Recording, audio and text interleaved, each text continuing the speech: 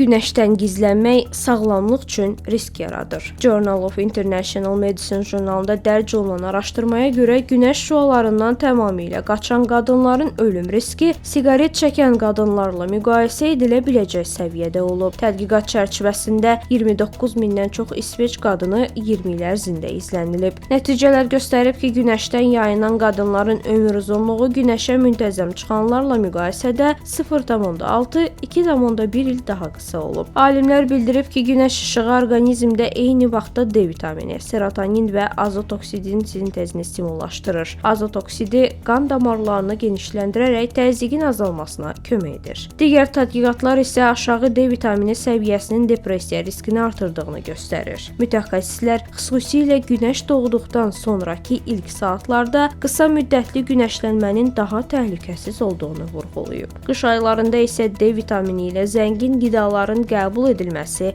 tövsiyə olunur.